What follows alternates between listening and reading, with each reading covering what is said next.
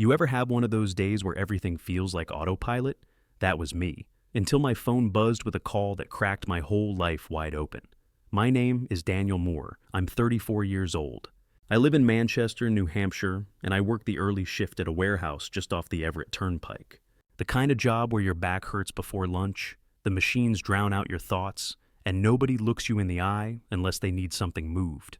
It's not glamorous, but it pays the bills. That day was like any other. I was pulling pallets down in aisle 9 when my phone buzzed in my back pocket. I ignored it the first time, probably a spam call. It buzzed again 2 minutes later, then again. By the third time, I swore under my breath and stepped off the floor. I ducked into the break room, yanked off my gloves, and answered without checking the number. "Yeah?" A woman's voice came through, calm, almost too calm. "Daniel Moore? Who's asking?" There was a pause. Then, "I don't want to scare you, but I need you to listen very carefully. Your wife is in a hotel room with another man, right now." I froze. Thought maybe it was a joke, or a scam. "What the hell are you talking about?" "I know this sounds insane," she said, still composed, "but in 30 seconds you'll understand.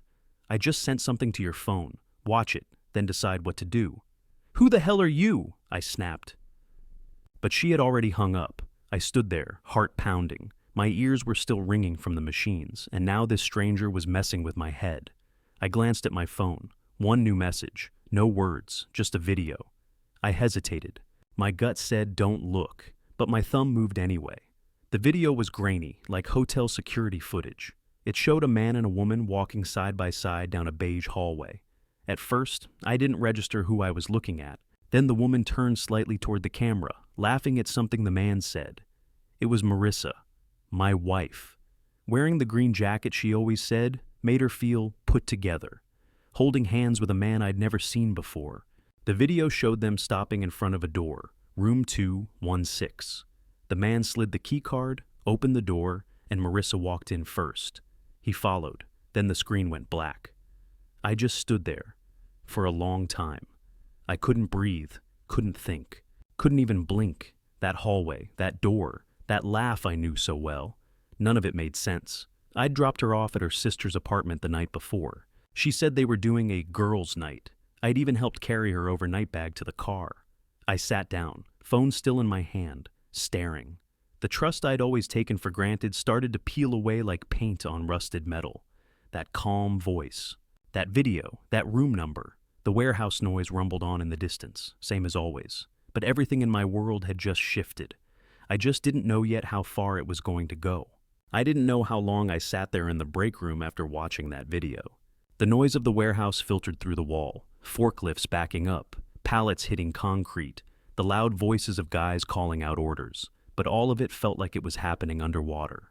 Like someone had hit mute on the world and left just enough sound for it to hurt. I tucked my phone back into my pocket and stood up. My legs were stiff, and my mouth felt like I'd swallowed a handful of cotton balls. I didn't want to make a scene. Didn't want anyone asking questions. I just wanted out. I found Rick near the loading dock. He was leaning over a clipboard, double-checking shipment numbers like he did every day. Rick wasn't just my supervisor. He was a decent guy. The kind who didn't talk much, but always made sure we had fresh coffee on Monday mornings. "Hey," I said, keeping my voice steady. "I need to take off. Emergency at home." He looked up, squinting at me under the brim of his hat. "Everything all right?" "Not sure yet," I said, "but I need to go." Rick studied me for a second longer than usual.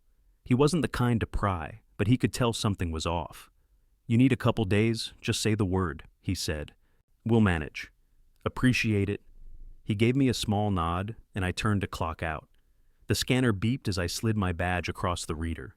It was a dumb little noise, but somehow it made everything feel final, like I wasn't just leaving for the day, but stepping out of the life I'd been living without even knowing it was built on a lie. I walked across the parking lot, past the chain-link fence and the row of faded red carts stacked near the side entrance. My truck was parked near the back, where I always left it. The air smelled like diesel and wet asphalt. As I reached for the door handle, my phone buzzed in my pocket again. Marissa. I let it ring. 10 seconds later, it buzzed again. Another call.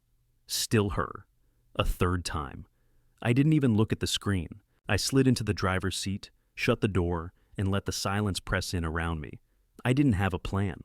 I didn't know what I was going to say when I got there, but I knew exactly where I was headed, Ridgerest Hotel.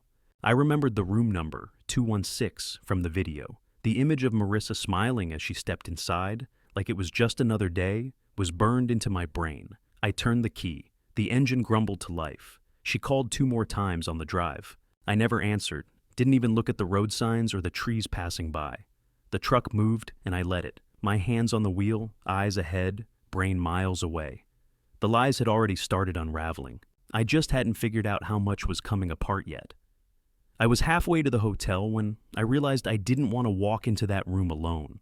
It wasn't fear, not exactly. It was something else.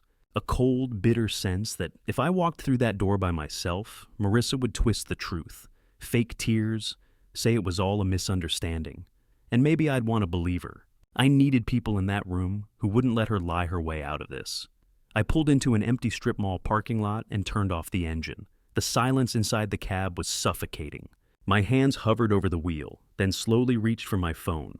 I scrolled until I found Paul Holloway's number, my father-in-law, the man who'd once handed me a cold beer and said, "If you hurt my daughter, I'll bury you behind the shed. But if you love her, you're family." At the time, we both laughed. I hit call. He picked up on the second ring. "Daniel?"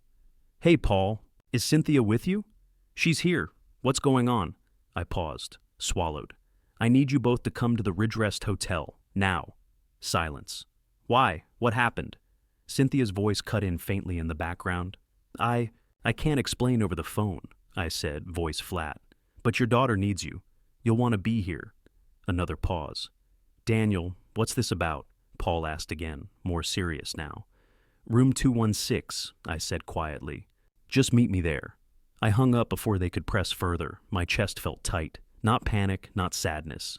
Just this heavy, aching pressure that I couldn't shake. I threw the truck into gear and got back on the road. 10 minutes later, I pulled into the Ridgerest Hotel parking lot. It wasn't a flashy place, just a beige 2-story building tucked behind a diner and a gas station. Room 216 was on the 2nd floor. I could see the walkway from where I parked. I didn't get out right away. I sat there, engine idling, watching the entrance like a hunter waiting for the right moment to move. And then, there they were. Paul's black Lincoln turned into the lot and eased into a space 2 rows down. He stepped out first, tall and squared up like always, wearing the same tan coat he wore to every family gathering. Cynthia followed, wrapping her cardigan tight around her, looking confused and tense. They hadn't seen me yet. I watched them as they made their way toward the lobby, their steps uncertain. They didn't know it yet, but everything they thought about their daughter was about to change. The hallway carpet muffled our footsteps, but it felt like every step echoed anyway. Paul and Cynthia walked a few paces ahead of me. Neither of them had said a word since we entered the Ridgerest. The woman at the front desk had barely glanced at us as we passed. Just another group heading to a room. No questions. No idea. We reached the 2nd floor, and I slowed my pace as we approached room 216. Cynthia was the first to notice I wasn't walking beside them anymore. She turned to look back. "Daniel?" I just pointed to the door. "She's in there." Paul looked at me, brows drawn. "What exactly are we about to walk into?" I didn't answer. I couldn't. He stared at me for a second longer, then knocked. 1, 2, 3 firm raps. From inside, a muffled voice.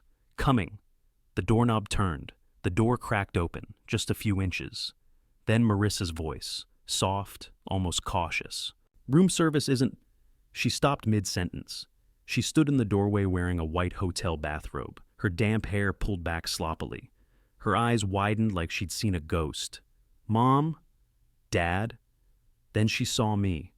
Her expression broke for just a second, guilt, fear, and panic flashing through her face all at once, before she tried to force a confused smile. What are you all doing here?" Paul stepped forward.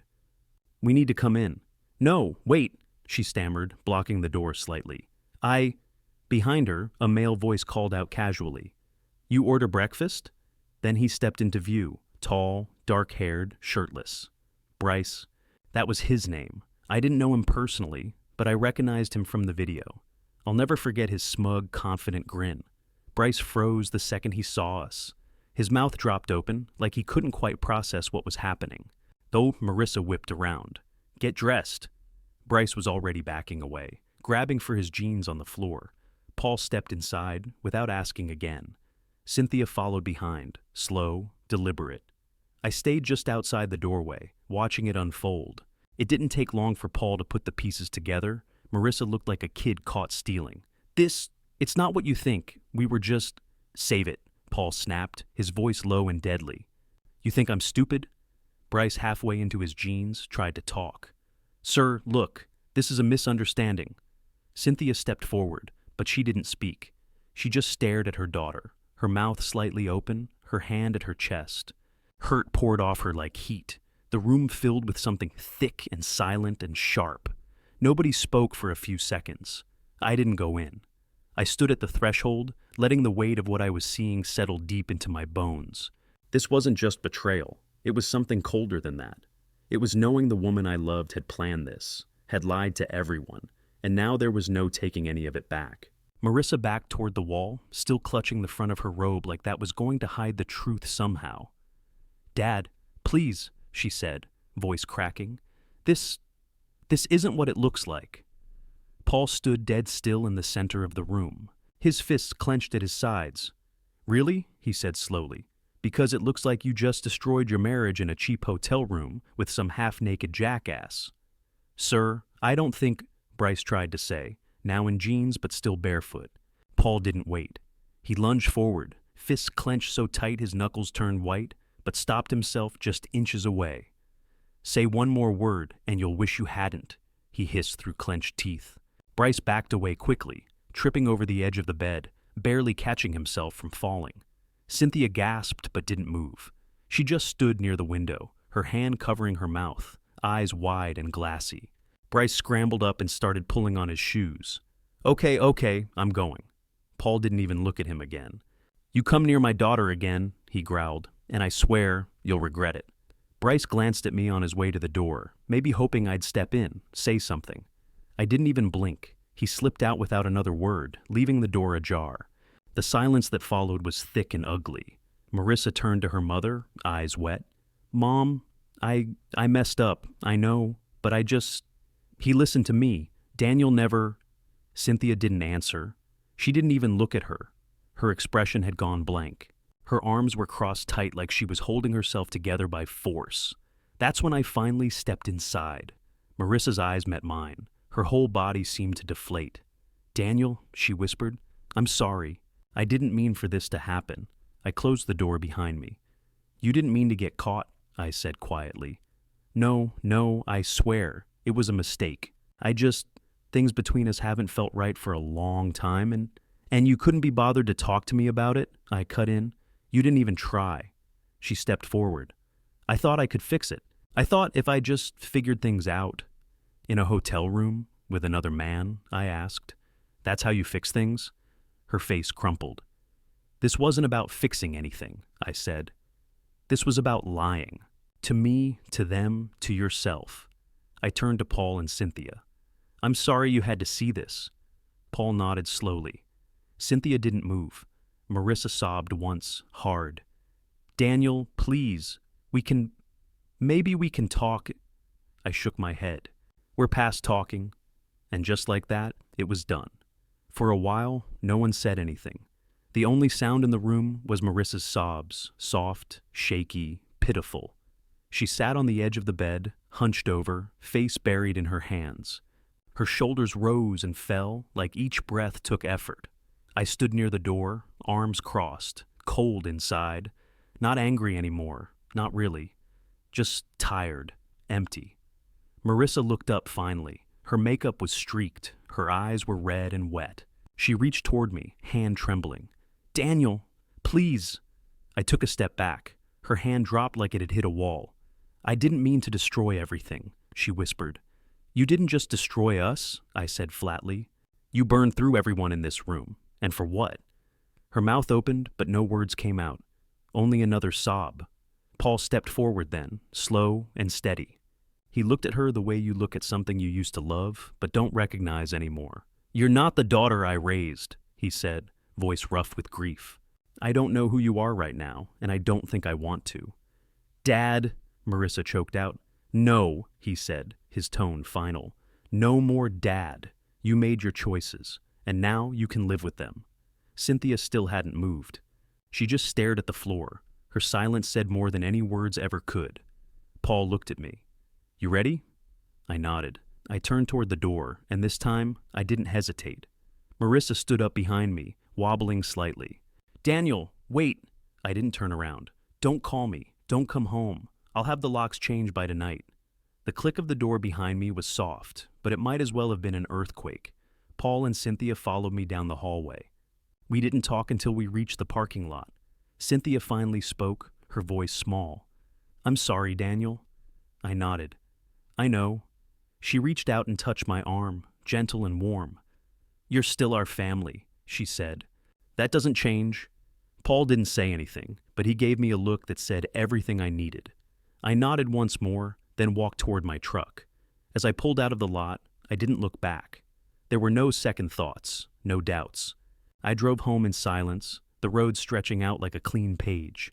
That part of my life was over, and I was ready to start the next. 3 days after the hotel, I was sitting in my new apartment, surrounded by boxes I hadn't bothered to unpack. The place was quiet. Too quiet. No ticking wall clock, no humming fridge, no sounds of Marissa brushing her hair in the next room. Just me, and the silence. I'd been numb since that morning. No calls from her, no visits. Just a few pitiful texts I didn't bother opening. Paul and Cynthia had reached out once, checking in, but I didn't have much to say. What could I say? Then, just after noon, there was a knock on the door. I wasn't expecting anyone. When I opened it, a woman stood there holding a plain manila folder. She was in her mid-30s, sharp jawline, auburn hair tied back in a bun. She wore no makeup, just tired eyes and a worn expression. Daniel Moore? She asked. Yeah. I'm Renee Carter, she said, Bryce's wife. I stepped back without thinking. You're his wife? She nodded once. Can I come in? I won't take much of your time. I let her in. She moved like someone used to being composed, but just barely hanging on. She sat down at the small kitchen table, opened the folder, and laid out photographs, printed emails, and a couple bank statements. I didn't touch them. I've been collecting this for a while, she said. Bryce has been cheating on me for over a year, maybe longer. Marissa wasn't the first, but she's the one I needed you to see. So, that call, that was you? I asked. She gave a small nod. I didn't do it to hurt you. I did it because I couldn't let him keep getting away with it. I stared at the photos, grainy images of Bryce meeting women in parking lots, restaurant receipts, a time-stamped log of hotel stays. Renee looked straight at me. I'm not here for revenge. I'm here because I wanted you to know the truth. I knew you deserved that. I've already filed for divorce. And Bryce, well, he lost his job 2 days ago. I didn't say anything. He lied to me the same way he lied to you, she said quietly. Used people, manipulated. This exposing him. It wasn't to punish him. It was to stop pretending. She stood up and began to gather the papers. You can keep those, or burn them. Whatever helps. At the door, she turned to me. I don't know what you're going to do next, Daniel, but I hope you build something better out of this. After she left, I sat back down at the table and stared at the folder, and for the first time in days, I let out a breath I hadn't even realized I'd been holding. 6 months later, I barely recognized the life I used to have. Most days started early at Rick's garage, just off Route 3. It wasn't glamorous work, changing oil, replacing brake pads, rebuilding the occasional engine. But there was something about the rhythm of it that kept me grounded. My hands stayed busy, my mind stayed clear. And for once, I wasn't dragging around a weight I couldn't name. I'd moved out of that old apartment back in May. Rick had offered me a spot above his detached garage when his brother moved out, and I took it. Rent was cheap, the place was small but clean, and it was the first place I ever lived in that truly felt like mine. Most evenings I found myself out back, helping Rick's kid, Tommy, mess around with bikes and busted skateboards. Kid was 11, full of questions and dirt, and that wide-eyed way of believing every answer I gave him. Why does this chain keep popping off? He asked one Saturday, holding up a rusted Schwinn with one hand and a pair of pliers in the other. I crouched beside him. Because you didn't line up the rear wheel before you tightened it down. Like you showed me? I nodded. Like I showed you. He grinned like he'd just cracked the code to life itself. Okay, I'll fix it this time. It reminded me of Paul, years back, him leaning over my first car, teaching me how to bleed brakes in the driveway. No lectures, just patience and trust. I never told Tommy that. Some memories were better kept where they belonged. One afternoon in late August, I got a text from Cynthia Holloway. Simple and to the point. Thinking of you today. Just wanted you to know we still love you. Always. I stared at it for a minute, thumb hovering over the screen. I texted back, "Thank you. That means more than I can say." The screen dimmed after that. I didn't expect a follow-up. I didn't need one. I'd stopped checking Marissa's social media months ago. Whatever life she was building now, it wasn't part of mine. I hadn't seen or heard from her since that night. Not directly anyway. Word was she moved in with a cousin in Nashua. Maybe she was figuring herself out. Maybe not. Either way, I didn't spend time wondering. What I did think about was how different everything felt now, how the people in my life were there because they wanted to be, not because it was convenient or expected, and how that mattered more than I ever realized before. One evening, after Tommy finally nailed a gear shift adjustment by himself, he looked at me and said, "You're better than YouTube." I laughed. "High praise." He smiled. "You're kind of like my uncle now." And I guess in some ways, I was. That night, I sat outside under the porch light, a cool breeze rolling in, and for the first time in a long time, I felt still. Not broken, not angry, just content. This life didn't come easy, but it was mine, and it was honest, and that was enough.